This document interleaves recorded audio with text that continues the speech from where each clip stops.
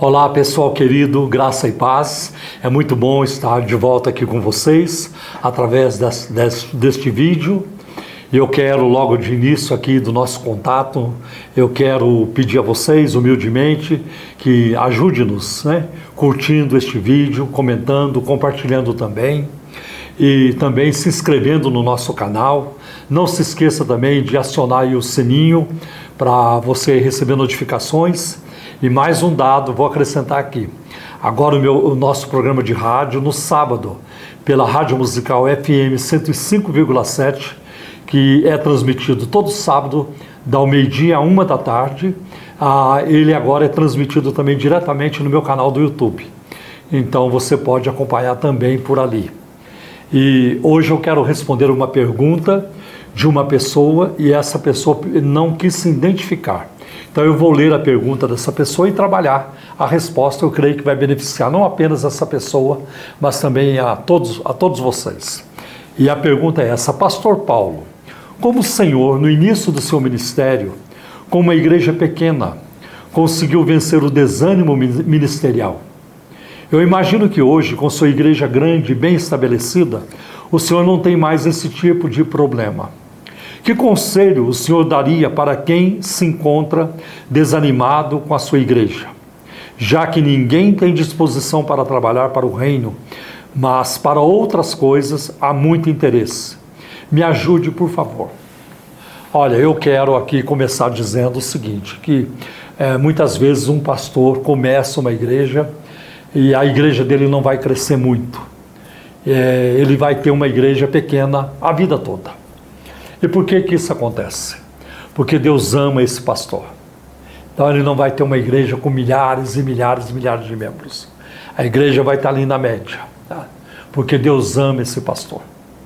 Agora, muitas vezes acontece o seguinte: um pastor começa uma igreja, e a igreja, de fato, no início é muita luta, as finanças são muito apertadas, as pessoas para ajudar, o número é muito reduzido, a carga é muito pesada, em todos os sentidos.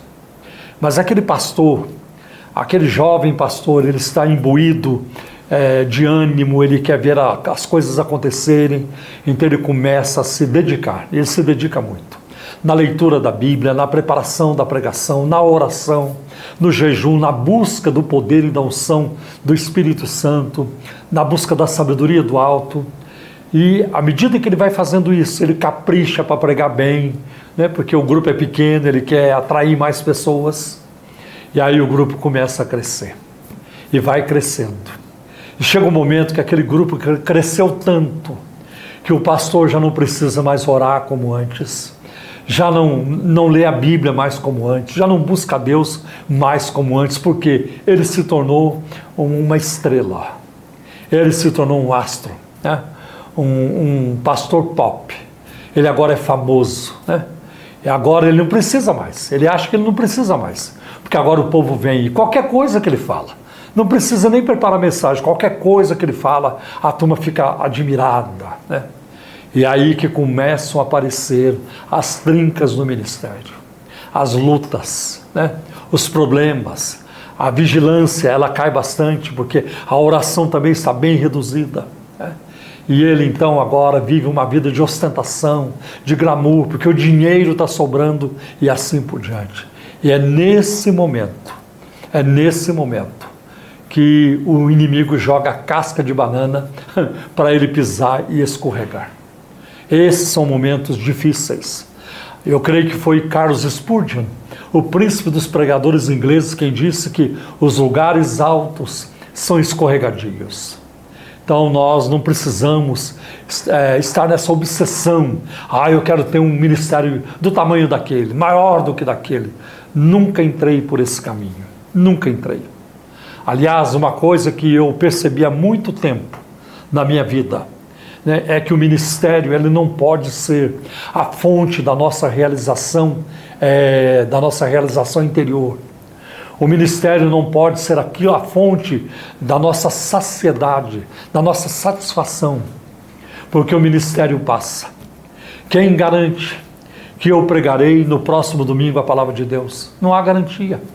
Pode acontecer alguma coisa com a minha garganta, eu posso morrer também. Então a fonte da nossa realização nunca deve ser o ministério. A fonte é Jesus. Esta sim é uma fonte perpétua. É uma fonte infalível. É uma fonte que não conhece estiagem, que não conhece seca, que não conhece estação seca. A fonte Jesus é uma fonte que jorra para a vida eterna e jorra continuamente. Sim, a nossa igreja ela cresceu daquilo que era nos primeiros dias, primeiros meses. Sim, ela modificou um pouco. Ela cresceu. Hoje nós temos algumas centenas de membros. Nós temos um prédio próprio na sede. As congregações, os prédios são alugados. Mas a sede é prédio próprio, totalmente quitado.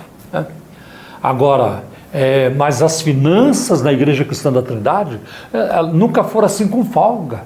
É sempre apertado, ali contadinho. Às vezes um mês a gente fecha no vermelho, o outro consegue fechar no azul. É sempre bem contado. E eu comentei com alguém, quem sabe isso seja uma bênção. Porque talvez se o dinheiro entrasse em grande quantidade, a gente ia ficar besta, ia perder a cabeça. E é isso que eu vejo com alguns movimentos neopentecostais, de um líder no passado que viveu uma vida difícil, financeiramente difícil. Tem alguns aí que contam histórias assim, intrigantes, né? Eu não tinha o que comer, eu dormia na sarjeta. E hoje eles lideram um ministério muito grande, um ministério enorme, mas eles se perderam. O dinheiro cegou essa gente. E hoje eles querem ostentação, carros caríssimos, roupas de grife, e exageram em tudo, nos restaurantes que frequentam, nos bens que eles possuem. Como é que pode um negócio desse? Então Deus tem tido misericórdia de nós, porque nem todo crente tem estrutura para administrar uma grande soma de dinheiro. Por isso que muitos crentes não vão ficar ricos. Sabe por quê? Porque Deus ama os seus filhos. E Jesus não morreu na cruz para encher o bolso do crente. Ele morreu na cruz para nos dar vida eterna. Então, como muita gente não tem estrutura para administrar uma grande soma de dinheiro, então eles vão ter que viver da mesada do Senhor. Está aqui, meu filho, está aqui o da semana, está aqui o do mês. Pode confiar que o mês que vem tem mais. Papai do céu não vai se esquecer de você. Então eu acho isso muito importante. Então, graças a Deus pelas vitórias que Ele tem nos dado, mas lembre-se de que a obra de Deus, ela é sempre feita com luta. E isso é uma palavra que eu quero dizer a você, meu querido, meu irmão, que está começando, ou que já começou há pouco tempo, e que acha que as coisas são muito difíceis. E são, porque a obra de Deus é sempre difícil, é sempre com luta.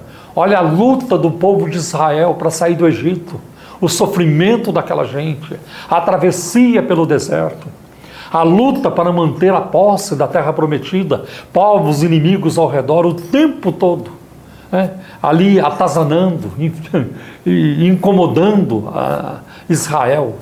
Assim tem sido ao longo do tempo. E hoje, enquanto nós estamos aqui, neste país, onde nós temos uma certa liberdade, nossos irmãos, muitos irmãos nossos em Cristo, estão sendo torturados, estão presos. Não porque cometeram um crime, porque mataram alguém, roubaram, assaltaram, estupraram, mas por amor a Jesus, por amor à palavra de Deus. Então eu nunca quis me iludir com isso. Eu quero uma igreja com 20 mil membros. Como é que eu vou ter uma igreja com 20 mil membros? Para que eu quero isso? Só se Deus quiser que eu tenha. Ele vai chegar para mim, você vai cuidar de 20 mil membros. Meu Deus do céu. Eu sou o pastor do cafezinho. Eu gosto de conversar com as pessoas. Eu gosto de tomar café com as pessoas. Eu gosto de sentar. Domingo mesmo eu cobrei de uma irmã aqui, o marido dela. Escuta, nós precisamos programar um encontro. Já faz tempo que a gente não come uma comida juntos e assim por diante. Então eu gosto disso. Agora, como é que eu vou cuidar de 20 mil pessoas? Tem pastor que fica nessa obsessão. Não precisa. Jesus não nos chamou para fazermos sucesso. Ele nos chamou para sermos fiéis. Esse é o tom. É isso que nós devemos fazer. Então, nós devemos, assim, devemos ser fiéis ao Senhor e não ficar obcecados com números, né? Por exemplo, eu gosto de memorizar o nome das pessoas. E eu conheço as pessoas aqui na ICT, a maioria eu conheço por nome, o seu nome delas. Agora, você acha que eu conseguiria memorizar o nome de 15 mil, 20 mil pessoas? Não existe, isso é inviável, impossível. Agora, claro, eu estou aberto. Se Deus disser não, você vai cuidar de 50 mil pessoas. Eu vou dizer não para Deus? Mas eu não estou aqui. Senhor, cadê os 50 mil? Senhor, cadê os 20 mil? Eu preciso de 20 mil. O Valdemiro tem lá não sei quantos mil. Eu quero ter mais que ele. A Universal tem tanto. Eu quero ter mais do que ele. Deus me livre.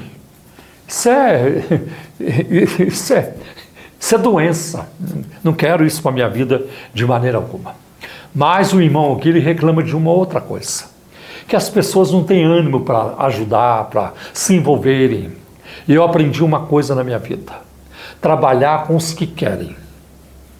Com os que estão disponíveis. Porque, às vezes, a pessoa, ela quer, mas ela não está disponível. Ela quer fazer a obra de Deus. Aqui eu conheço pessoas aqui no nosso meio. Mas por causa do trabalho, elas não conseguem. Pastor, e houve uma época em que elas estavam envolvidas numa dimensão maior. Aí, por causa do trabalho, de uma circunstância, de uma enfermidade na família, a pessoa não pode me envolver. Elas continuam na igreja? Sim. Elas continuam vindo? Também. Domingo mesmo vi algumas aqui. Mas elas não têm mais aquele envolvimento que elas tinham antes, por causa de uma circunstância. Às vezes um curso, passou na faculdade, agora tem aula à noite.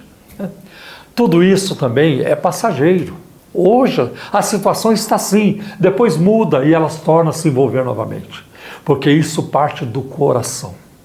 Não tem como um pastor ficar insistindo com a igreja, insistindo com as pessoas. Vem, Jesus quer te usar. Eu já fiz isso. Tem que nascer lá de dentro. Tem que vir de dentro para fora.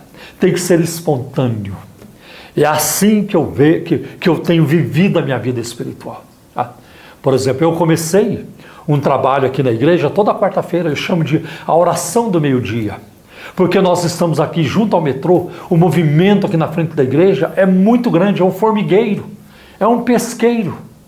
E eu tinha muito desejo de fazer um trabalho evangelístico aqui, por volta do meio-dia, abrir a igreja e convidar as pessoas. Hoje nós fazemos isso. Mas quando eu comecei eu e o Gilson. O Gilson que me ajuda no programa de rádio, só nós dois. Aí, de repente, um dia vieram duas irmãs do Rio de Janeiro visitar aqui, participar de um evento aqui das mulheres, e elas foram para a porta da igreja comigo, na oração do meio-dia, na quarta-feira. E eu vi essas irmãs, como é que elas faziam, eu aprendi com elas. Elas então começaram a falar com os transeuntes. Deus te abençoe, Deus te abençoe. Falei, olha, é uma forma também de comunicar com eles, né? Aí mais pessoas foram chegando e o grupo foi se fortalecendo. Hoje nós temos uma equipe que evangeliza, né? E se você quiser aprender a evangelizar, vem, nós vamos ensinar você. Você vai ver como se faz e você vai se envolver também. E Deus vai te usar também. Olha, não importa se a igreja é grande ou pequena, o que importa é fazer a vontade de Deus. Olha, a palavra de Deus, a palavra que Jesus disse para a igreja de Filadélfia. Em Apocalipse capítulo 3, versículo 8. Tendo pouca força, guardaste a minha palavra. A igreja ali era uma igreja fraca do ponto de vista humano, talvez. Do ponto de vista de mão de obra, de obreiros e tudo isso. Mas Jesus disse, você tendo pouca força, você guardou a minha palavra. E Jesus só teve elogios para a igreja de Filadélfia. A igreja seguinte é a igreja de Laodiceia. A igreja de Laodiceia é uma catedral, ela é rica, ela tem fama, ela tem tanta coisa a seu favor. E o próprio Jesus repreende a igreja de Laodiceia. Em Apocalipse 3,17. Como dizes, rico sou e de nada tenho falta. E você não sabe que é pobre, cego e miserável e nu. Porque eles tinham a melhor lã. Porque eles tinham remédios muito importantes para os olhos, né? A oftalmologia deles era conhecida, era famosa, né? E Jesus diz: vocês têm tudo isso, mas vocês são cegos, miseráveis, pobres e nu. Do ponto de vista celeste, uma catedral com muita grana, com muita pompa, pode ser uma pobreza aos olhos de Deus.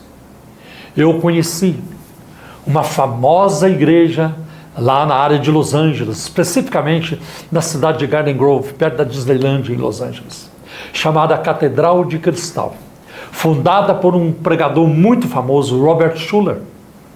E ele tinha um programa em toda a América do Norte no domingo chamado A Hora do Poder. Era um programa muito concorrido. A Catedral de Cristal, na época em que ela foi construída, ela custou 18 milhões de dólares. Isso há décadas, talvez há uns 40 anos, né? Ou mais. E ela assim, uma apoteose, eu diria, né? Uma parte da catedral abria para quem não quisesse sair dos carros no estacionamento, assistissem os cultos de dentro do carro. E muita gente, certamente muito dinheiro, era muito conhecido, era um ponto turístico. Pois o Schuller morreu, e com ele a catedral se foi também. Eles não conseguiram manter aquela grande igreja, e ela foi vendida para a Igreja Católica Romana, e eles a transformaram na Catedral de Cristo. Está lá agora nas mãos dos católicos romanos. Passou. Então, o mais importante é vivermos na vontade de Deus, é amar, é servir, é fazer aquilo que a palavra de Deus já nos ensinou a fazer e continuar a fazer até o fim. Ser fiel no pouco, sobre muito eu te colocarei, é a promessa da palavra de Deus para você e para mim. Deus te abençoe.